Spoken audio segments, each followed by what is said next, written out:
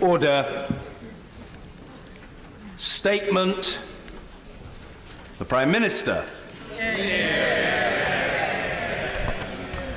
With permission, Mr. Speaker, I would like to make a statement on the response of the Russian government to the incident in Salisbury. Mr. Speaker, on Monday I set out that Mr. Skripal and his daughter were poisoned with a Novichok, a military-grade nerve agent developed by Russia. Based on this capability, combined with their record of conducting state-sponsored assassinations, including against former intelligence officers whom they regard as legitimate targets, the UK government concluded that it was highly likely that Russia was responsible for this reckless and despicable act, and there were only two plausible explanations. Either this was a direct act by the Russian state against our country, or conceivably the Russian government could have lost control of a military-grade nerve agent and allowed it to get into the hands of others. Mr. Speaker, it was right to offer Russia the opportunity to provide an explanation, but their response has demonstrated complete disdain for the gravity of these events. They have provided no credible explanation that could suggest they lost control of their nerve agent. No explanation as to how this agent came to be used in the United Kingdom. No explanation as to why Russia has an undeclared chemical weapons programme in contravention of international law. Instead, they have treated the use of a military-grade nerve agent in Europe with sarcasm, contempt and defiance. So, Mr. Speaker, there is no alternative conclusion other than that the Russian state was culpable for the attempted murder of Mr. Skripal and his daughter, and for threatening the lives of other British citizens in Salisbury, including Detective Sergeant Nick Bailey. This represents an unlawful use of force by the Russian state against the United Kingdom. Let me start with the immediate actions. Mr. Speaker, the House will recall that following the murder of Mr. Litvinenko, the UK expelled 4 diplomats. Under the Vienna Convention, the United Kingdom will now expel 23 Russian diplomats who have been identified as undeclared intelligence officers. They have just 1 week to leave. This will be the single biggest expulsion for over 30 years, and it reflects the fact that this is not the first time that the Russian state has acted against our country. Through these expulsions, we will fundamentally degrade Russian intelligence capability in the UK for years to come, and if they seek to rebuild it, we will prevent them from doing so. Mr. Speaker, let me be clear. While our response must be robust, it must also remain true to our values as a liberal democracy that believes in the rule of law. Many Russians have made this country their home, abide by our laws, and make an important contribution to our country, which we must continue to welcome. But to those who seek to do us harm, my message is simple. You are not welcome here. So we will suspend all planned high-level bilateral contacts between the United Kingdom and the Russian Federation. This includes revoking the invitation to Foreign Minister Lavrov to pay a reciprocal visit to the UK, and confirming there will be no attendance by ministers or indeed members of the royal family at this summer's World Cup in Russia. Mr. Speaker, none of the actions we take are intended to damage legitimate activity or prevent contacts between our populations. We have no disagreement with the people of Russia, who have been responsible for so many great achievements throughout their history.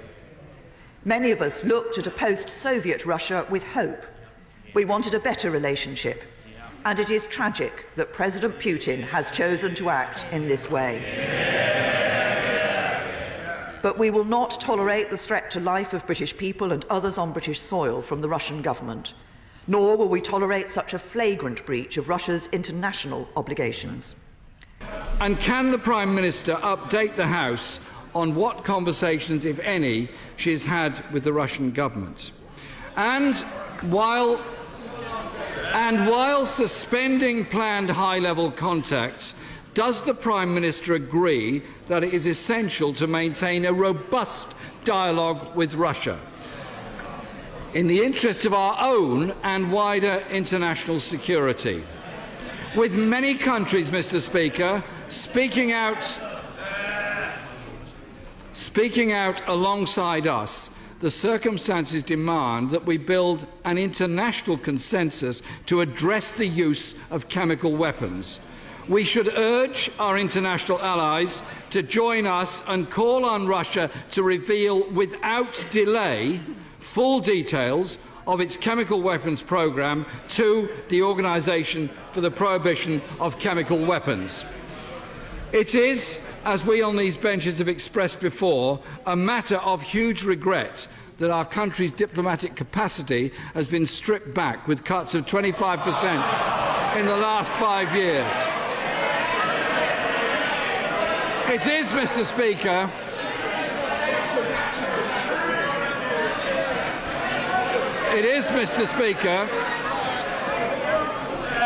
The right honourable gentleman must be heard. There will be adequate opportunity for colleagues on both sides of the House to put questions. Members must be heard. Jeremy Corbyn.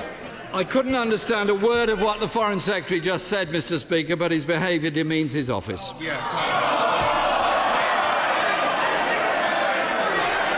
It is in moments such as these that governments realise how vital strong diplomacy and political pressure are for our security and national interest. The measures we take have to be effective, not just for the long-term security of our citizens, but to secure a world free of chemical weapons. But I say to the right honourable gentleman, this is not a question of our diplomacy, of what diplomatic support we have around the world. This is a question of the culpability of the Russian state for an act on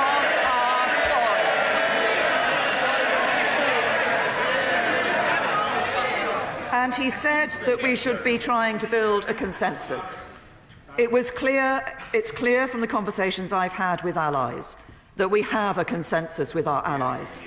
It was clear from the remarks that were made by backbenchers across the whole of this House on Monday that there is a consensus across the backbenches of this House. I am only sorry that the consensus does not go as far as the right honourable gentleman.